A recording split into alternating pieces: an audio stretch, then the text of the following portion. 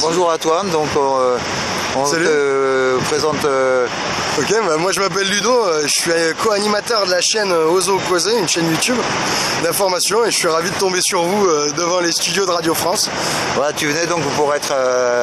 tu as un rendez-vous là-bas dans l'intérieur de la maison. Ouais, je suis invité d'un podcast sur Deezer qui s'appelle Sérieusement, animé par Pablo Mira, c'est des commentaires d'actu avec des blagues dedans, et il se trouve qu'ils louent un studio à Radio France pour monter leur machin. Du coup je suis attendu, là je suis un peu à la bourre, mais j'ai du temps pour vous, donc allons-y. Alors on fait très vite, je te laisse faire Sylvain. C'est super gentil à toi déjà de nous accorder quelques minutes. Est-ce qu'on pourrait avoir ton regard là, de citoyen pur sur les médias en général et les médias publics en particulier?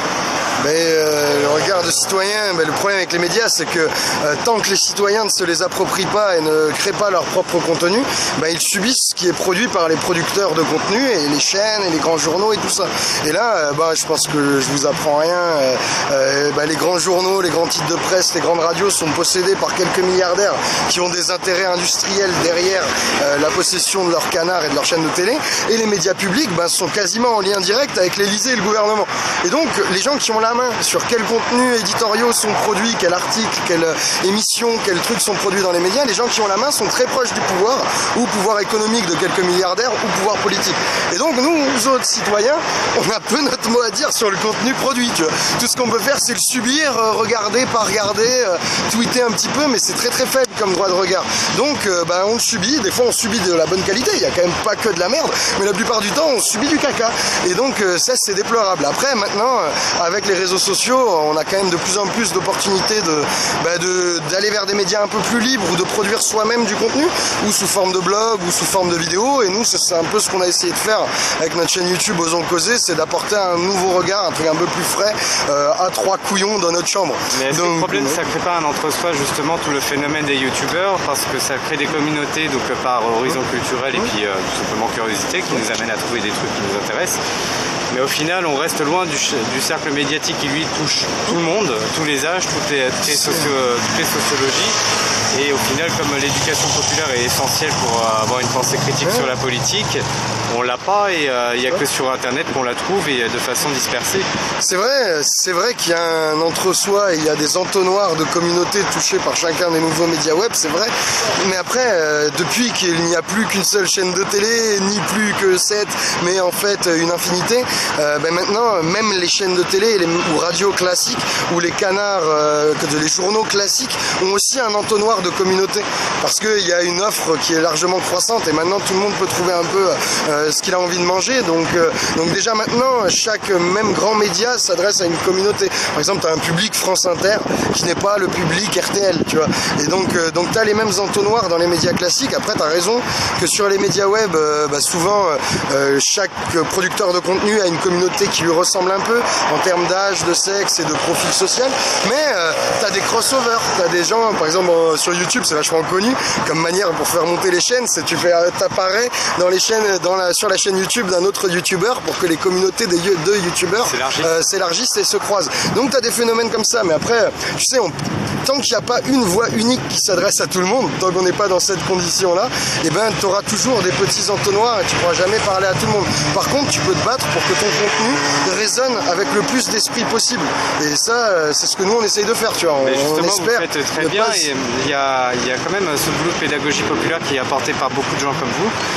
Et malgré tout, on sent que cette tranche d'âge qui est plutôt jeune, qui ne voit pas tellement d'avenir et qui par contre voit beaucoup de problèmes en ce moment, ne se révolte pas pour autant, comme ça peut être le cas à d'autres périodes historiques. Qu'est-ce que tu vois comme analyse sur le fait que même des gens un peu éveillés, un peu éduqués ont du mal à se dire maintenant il est temps de se révolter, quoi. Tu sais, la révolte et la rébellion et le fait de se dresser contre quelque chose, c'est quand même un peu lié aux probabilités de gagner. Et aujourd'hui, quand même, si tu manifestes ou que tu fais quelque chose un peu dans ton coin, si tu te révoltes contre une très grande cause, par exemple, vous m'avez parlé là de décrocher des drapeaux européens, quand tu veux te révolter contre une très grande cause largement supérieure à notre échelon de citoyens qui est l'adhésion de notre pays à l'Union européenne, et là, tu n'as quasiment aucune proba de gagner. Par contre, à certains moments, admettons qu'on continue ta cause qui est de décrocher des drapeaux européens, à certains moments, tu as ton mot à dire. Par exemple, des référendums. On a vu qu'on avait notre mot à dire et ding ding ding. Regarde, là, par exemple, exemple, tu as les drapeaux européens, mais bon, tu as aussi du coup la maison de la radio. Mais imaginons, tu as juste la maison de la radio, tu as 10 000 personnes ici. Là, on demande du temps d'antenne. Est-ce que tu penses que il y a un rapport de force qui, même à 10 000, mais c'est ponctuel. Tu vois, bien sûr, le rapport de force, ça marche. Et si tu regardes les syndicalistes, il y a plein de luttes dans plein de boîtes dont on n'entend pas parler, où ils vont voir en nombre, ils disent au patron, où on se met tous en grève au moment où tu es dans le rush et où tu as besoin de nous, où tu nous accordes ci, ça. Et la plupart du temps, les patrons cèdent. C'est juste que c'est des petites grèves locales de sites et on n'en entend pas parler. Donc le rapport de force, il y a zéro problème, c'est pertinent. Mais ça dépend ce que tu as à conquérir. Il faut toujours avoir un objectif avec une proba assez importante de gagner pour que les gens se mobilisent. Si tu te mobilises de manière trop loin avec un objectif trop ambitieux qui, comme ça, quand tu parles aux gens et que tu les cueilles à froid, il ne paraît pas atteignable cet objectif, et ben tu as moins de mobilisation. Et là, on est dans un système un peu médiatico-politique où tout le monde, quand tu vas le voir à froid, est résigné et croit qu'il n'y a rien de possible, que tout est trop loin, que de toute façon ils vont nous niquer, que c'est la marche du monde. Qui nous entendent, est-ce que tu aurais un petit message d'appel à se mobiliser, que ce soit ici ou ailleurs dans d'autres mobilisations? N'oubliez pas qu'en fait, ils dépendent de nous, quasiment quel que soit le hill, les grands patrons, les grands méchants, vous choisissez le hill, mais ils dépendent de nous, sans nous, leur système s'effondre. Et donc, il y a quelques moments où ils sont un peu plus faibles que d'autres.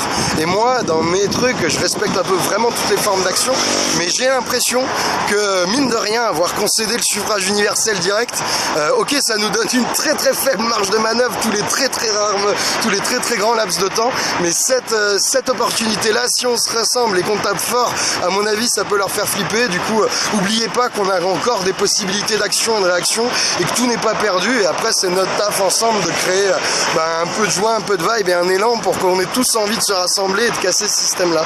Donc, gardez la pêche, perdez pas espoir, continuez à lutter. Et puis nous, on va essayer de faire tout ce qu'on peut pour que ça réussisse. C'était un plaisir. Merci.